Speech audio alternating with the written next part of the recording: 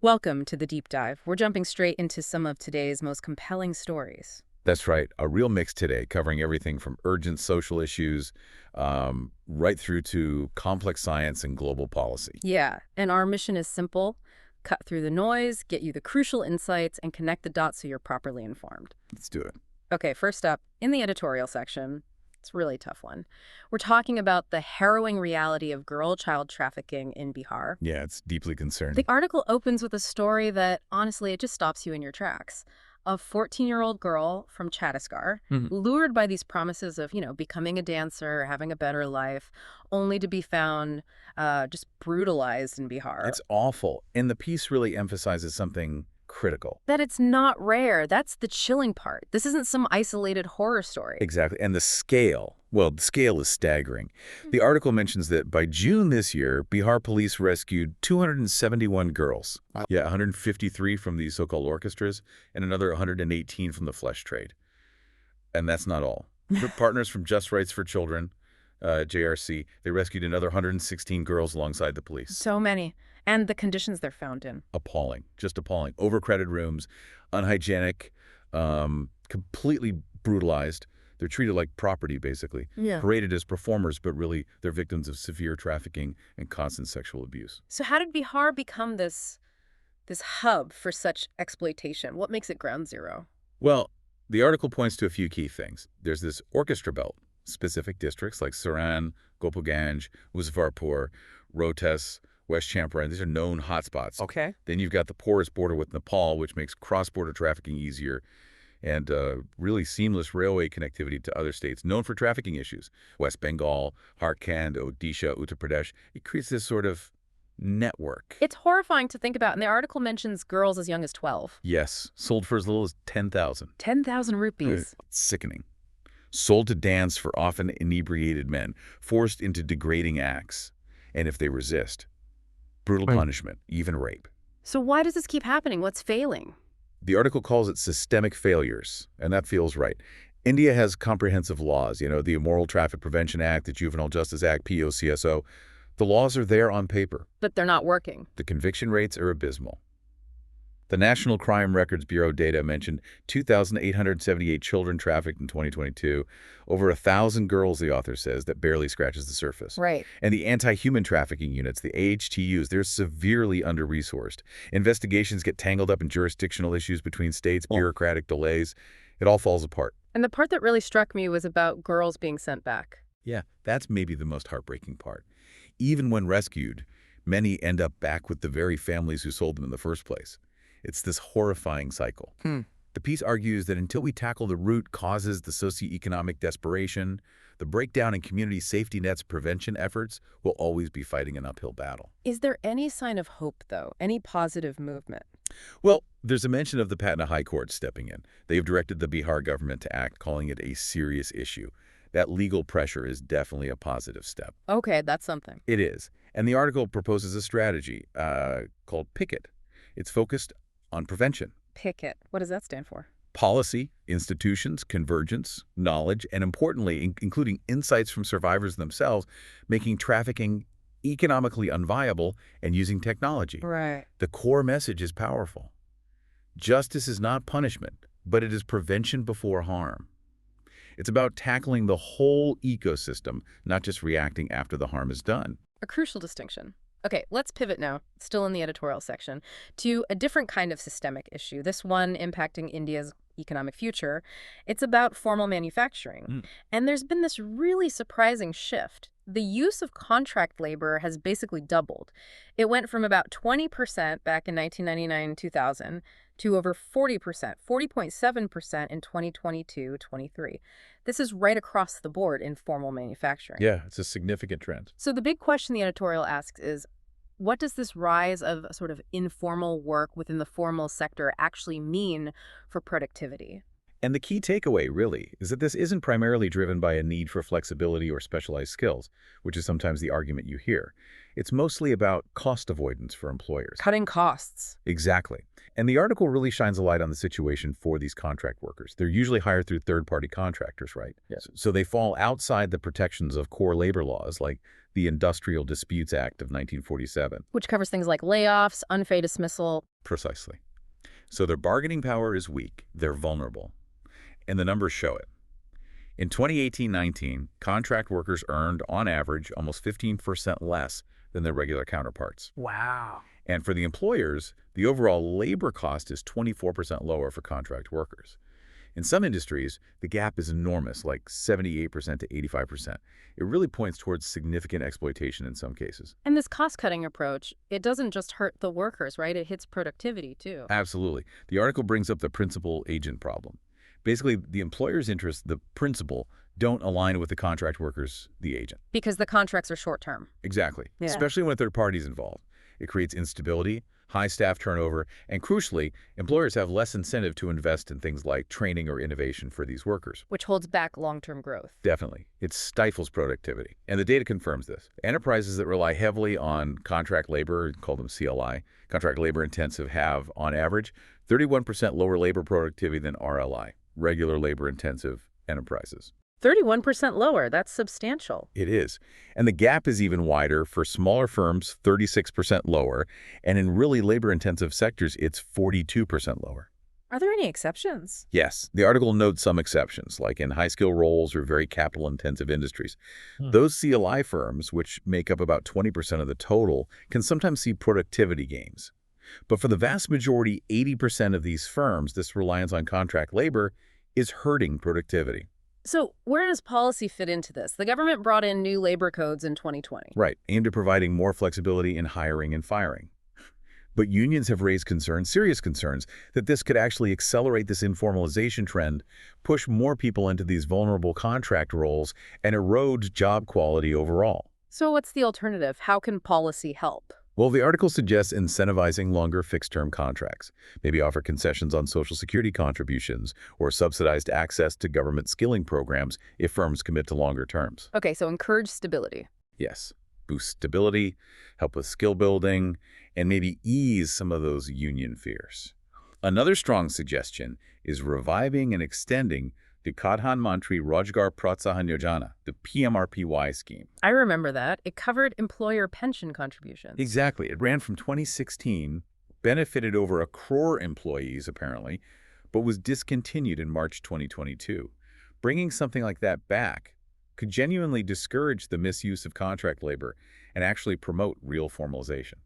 Interesting policy ideas there. Okay, let's move over to the opinion section now. And this first piece grabs your attention right away. It starts with this claim about India's Gini index score. That's the measure of income inequality, right? Lower score means more equal. Correct. 0 is perfect equality. 1 or 100 is maximum inequality. So the article says the index ranked India among the world's most equal societies, score of 25.5, putting it in a moderately low inequality bracket. Which sounds pretty good on the surface. Right. But the article immediately pushes back hard, saying the lived reality in India tells a completely different story. Yeah, it highlights this stark contrast. The example given is like a luxury car owner earning maybe 30 lakh rupees a year, while their chauffeur might be struggling on just 3 lakh. 10 times the difference. A huge gap. And it's not just anecdotes. Statistics show the top 1% captured nearly 23%, 22.6% of the national income in 2022-23. But the article also points out a real challenge. Getting accurate data is tough. Why is that? Well, the huge informal sector, low average incomes, and high tax thresholds mean that tax data, which is often used for these calculations, only covers less than 10% of adults. So the very lack of comprehensive data arguably reflects the underlying inequality itself, because so many people are operating in this lower-earning informal economy. That's a really interesting point. And the inequality isn't just about wealth, is it? The article digs into gender inequality, too. Absolutely. It lays out some pretty stark numbers. Women make up only about 36%, 35.9% of the total workforce. Okay. And when you look at leadership roles, senior or middle management, that drops dramatically to just 12.7% women as of 2024. Wow. And even in the startup scene, India's got this booming startup ecosystem, third largest globally. Right, but women run startups. Only 7.5% of all active startups. A tiny fraction. So yeah, significant gender disparity across the board. And this connects to another divide the article explores, digital inequality. Yes, and this really compounds the other issues. India's made progress on internet access, no doubt. But if you look closer, only about 53% of schools have functional computers, and slightly more, around 54%, have internet access. So roughly half of schools are lagging digitally. Exactly. And that means students from backgrounds without access at home or school just won't develop those essential tech skills. Think about situations like the school closures in Delhi due to air pollution. Right, online learning. Only students from households with broadband, and that's only about 42% combined urban and rural access, could really keep up. It just widens the educational gap. And you mentioned this compounds other issues. How does the digital divide affect women specifically? It hits them harder, especially in rural areas. The article states only 25% of women in rural India have internet access, compared to almost half 49% of men. That's a huge gap. It is. Yeah. And it limits everything: financial independence, access to information, job opportunities. So you see this interplay between digital inequality and gender inequality, making things worse. So the conclusion is pretty clear then, despite that Gini score. Yeah, the author argues India has a lot of groundwork to cover in bridging all forms of divides before it can genuinely claim to be one of the world's most equal societies. True equality, the article suggests, needs genuinely equal opportunities across all these dimensions: wealth, gender, digital access, education. Makes sense. All right, our next opinion piece takes us into another interesting corner of the Indian economy, looking at household spending. It starts on a positive note, referencing that World Bank report. India pulling 171 million people out of poverty, extreme poverty, down to just 2.3% in 2022-23. Really impressive progress. Undeniably good news. But then the article asks, okay, alongside this, how has the actual consumption basket changed for the average Indian household? What are people spending money on? It's a great question. And the data shows per capita household spending is around 4,100 in rural India and almost 7,000 in urban India for 2023-24. Okay. A key shift is that the share spent on food has gone down compared to previous years. That's typical. As incomes rise, people spend proportionally less on basic food. So what's taking up a bigger share? Conveyance.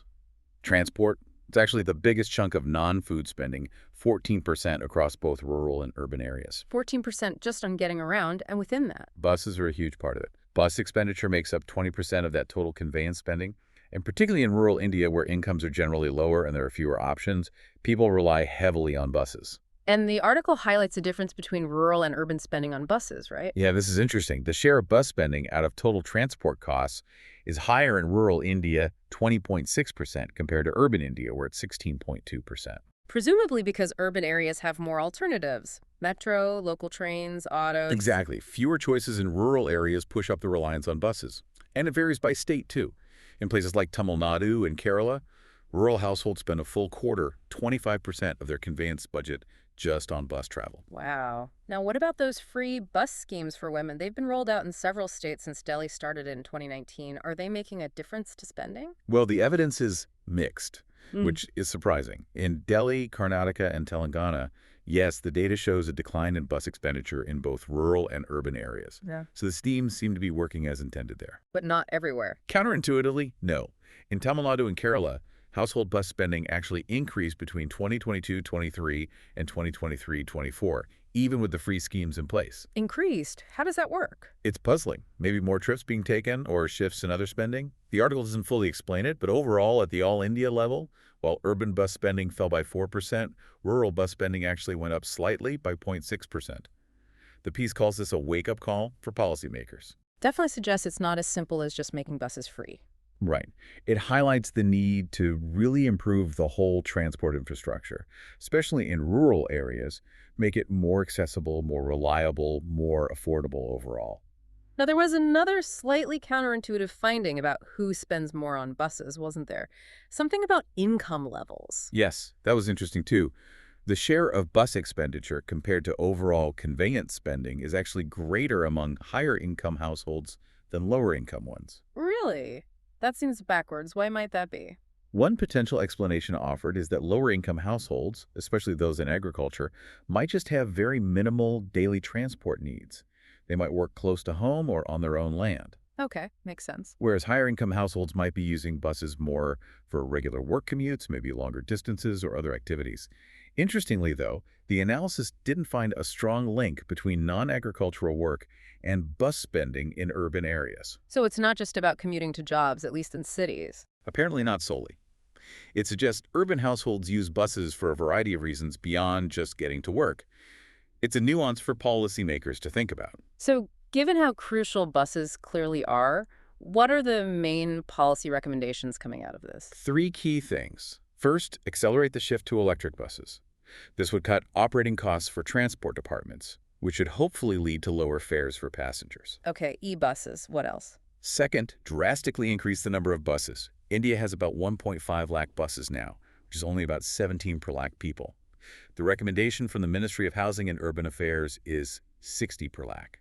So a huge gap in supply. Needs way more buses on the road. Way more. And third, improve the quality and affordability of the existing services. Better buses, better routes, better pricing. The idea is that if transport becomes less of a burden, households can spend that money on other things that improve their quality of life, education, health, nutrition. Right, freeing up household budgets. Okay, shifting gears completely now into the science section. And this is a fascinating story, a real roller coaster of discovery, hype, and eventual correction. We're talking about the arsenic life discovery. Ah, yes, GFAJ1, a famous case. Take us back to 2010. NASA-funded scientists make this incredible announcement. They'd found a microbe, GFAJ1, in Mono Lake, California. A very extreme environment. Salty, alkaline. And the claim was astonishing, that this microbe could swap out phosphorus essential for all known life, part of DNA's backbone, and use arsenic instead. A truly radical idea. Arsenic is usually toxic. Exactly. The lead author even said life as we know it may be due for a revision. Cue massive media hype, speculation about alien life, headlines like NASA discovers life not as we know it. It was huge news. Yeah. But almost immediately, other scientists started raising serious doubts. Right, so while the public was buzzing, the scientific community was skeptical. Very skeptical. Critics like chemist Stephen Benner pointed out that arsenate compounds are really unstable in water, making the core claim chemically implausible. Microbiologist Rosemary Redfield became a prominent critic very quickly. And they didn't just criticize, they tested it, right? He did. By 2012, the journal Science, which published the original paper, also published 2 independent studies that basically refuted the central claim. Redfield's team found no arsenic actually incorporated into the microbe's DNA. Another group, led by Tobias Erb, confirmed GFAJ1 still needed phosphorus to grow. It was just unusually good at scavenging tiny amounts of it in that arsenic-rich environment. So the core claim was debunked pretty quickly through peer review, essentially happening out in public via blogs and Twitter, too. Yeah, it was a prime example of science correcting itself, albeit quite publicly and contentiously. Which brings us to the latest twist. What just happened? Well, on July 24th this year, almost 15 years after the original publication, Science announced it was officially retracting the GFAJ1 paper. Retracting it after all this time. Why now? The journal cited shifting editorial standards and lingering public confusion as the reasons. Ivan Oransky from Retraction Watch had a sharp take. He suggested the initial hype, especially from NASA, played a big role. Without the hype, he said, this paper might never have been retracted. He noted NASA can sometimes oversell its findings. So why did it take nearly 15 years if the refutations were out by 2012? Good question. The article suggests a few factors. Initially, Science seemed reluctant to retract without clear evidence of fraud or misconduct. They felt the published rebuttals were enough correction. Okay. There was also maybe a disciplinary disconnect. Biologists, chemists, geologists, astrobiologists, all looking at it through different lenses, different languages, the article puts it. And NASA's astrobiology field often relies on consensus panels, which might not effectively challenge ideas outside a specific expert's domain. But retraction standards have evolved. Yes. The Committee on Publication Ethics, COPE, guidelines, which many journals follow now, state that retraction is warranted if findings are unreliable, even due to honest mistakes, not just deliberate fraud. This broader view of unreliability seems to have finally prompted the retraction. But it's not a clean resolution, is it? The original authors are still defending their work. Exactly. It's described as a correction sans closure. The original authors maintained their data was sound, leading to this debate about whether labeling findings unreliable implies misconduct, even if unintended. And there's a human cost here, too. Definitely. The lead author, Felisa Wolf-Simon, faced significant backlash and funding issues, essentially derailing her mainstream science career. She quietly left NASA. It's a stark reminder of the personal toll these controversies can take. So what are the bigger lessons here? It's really a cautionary tale. It shows how science can be messy, how hype can sometimes outrun rigor, and how difficult correcting the record can be, especially for high-profile, spectacular claims. It highlights the pressures on modern science and the delicate balance between correcting errors and maintaining open scientific debate. A really complex story. Okay, for our final deep dive today, let's turn to global policy and the International Court of Justice, the ICJ. Right, the World Court. They recently issued a really significant advisory opinion. This was on July 23rd, concerning countries' legal obligations on climate change, specifically greenhouse gas emissions, and the consequences of failing to meet those obligations. A potentially very important development, especially given the history of climate negotiations and things like the U.S. withdrawal from the Paris Agreement under Trump. So what are the key takeaways from this opinion, particularly from the perspective of the Global South, including India? Well, there are several aspects that developing countries should probably welcome. Firstly, the ICJ emphasized the totality of the climate regime, meaning it considers the UN Framework Convention, UNFCCC, the Kyoto Protocol, and the Paris Agreement all together as the relevant legal framework. This pushes back against attempts by some developed countries to sort of ignore the earlier agreements and their stricter obligations. So it reinforces historical responsibility. To an extent, yes. Crucially, it reaffirmed the concepts of Annex I and Annex II countries from the earlier treaties. This means developed countries still have additional obligations, things like providing climate finance and transferring technology to developing nations. That's a core demand of the Global South. And what about the principle of common but differentiated responsibilities and respective capabilities, CBDR and RC? That's always been central. Absolutely central. And the ICJ explicitly identifies CBDR and RC as the core guiding principle, not just for climate treaties, but potentially for international environmental law more broadly. That's quite a strong statement. It is. Although it does acknowledge the nuance added by the Paris Agreement, the phrase, and in the light of national circumstances. This suggests the definitions of developed and developing aren't necessarily fixed forever, which adds a layer of complexity or perhaps flexibility depending on how you view it. Okay, so those are positives for the Global South. But there was some controversy around the court's interpretation of the temperature goals, wasn't there? Yes, this is arguably the most contentious part. The court stated that the Paris Agreement's goal of holding warming well below 2 degrees Celsius is no longer the main target. Instead, it argues, the primary goal is now 1.5 degrees Celsius. Based on what? The Paris Agreement text says well below 2 degrees C and pursuing efforts to limit to 1.5 degrees C. The court argues that decisions made at subsequent climate conferences, the COPs, specifically COP86 and COP28, effectively modified the agreement, making 1.5 C the binding target that all mitigation efforts must align with. That seems like a stretch, interpreting COP decisions as treaty amendments. Many observers find it a strange interpretation, especially since we're likely to breach the 1.5 C threshold very soon, and the opinion doesn't really grapple with the legal consequences of that breach. Critics also say the court seemed to uncritically cherry-pick headline statements from IPCC reports about 1.5 C without fully engaging with the equity dimensions also present in those reports. Interesting. So did the opinion actually strengthen the enforcement of climate obligations? Did it give the goals more legal teeth? Not really, no. That's another key point. It didn't articulate a more stringent enforcement framework. Mitigation actions cutting emissions are still framed as obligations of conduct. Meaning countries just have to try their best, essentially. Pretty much. A duty to perform, to put in the effort, but not a strict legal guarantee of achieving a specific quantitative outcome. Only the procedural stuff, like submitting your national climate plans, NDCs, on time, are seen as harder obligations of result. So useful as a restatement of existing obligations, maybe, but not breaking new ground on enforcement? That seems to be the consensus. It's a helpful reiteration, especially against reluctance from some developed nations, but it doesn't create powerful new legal tools for holding countries accountable for their emission levels. And finally, what about the gaps? What did the opinion miss, especially concerning the challenges faced by developing countries? The biggest gap, according to the analysis, is the near-total sidelining of what's called the Global South's twin challenge. Which is? The need to provide energy for poverty eradication and economic growth, while simultaneously trying to transition to low-carbon development, but without the necessary finance and technology, which remain largely out of reach. The development versus climate action dilemma. Exactly. The opinion doesn't really engage with this fundamental tension. One judge, Shu Shankin, noted in a separate opinion that the real solution needs a supportive and open international economic system. The main opinion doesn't go there. And what about things like loss and damage or compensation for climate impacts? Mentioned briefly, but the opinion doesn't pave a clear path for future litigation on reparation or compensation. Establishing direct legal attribution and wrongfulness for climate damages remains incredibly difficult under international law. So, while the opinion has value, the overall feeling is it might be more of a missed opportunity for a truly transformative statement rather than a game-changing intervention in global climate action.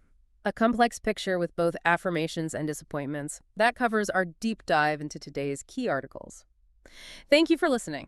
If today's episode gave you something useful, consider following us on Spotify so you're the first to hear the next one. You can give suggestions by contacting on Twitter handle given in the episode description. We're always eager to hear what our listeners want to be informed about. We wish you a great day.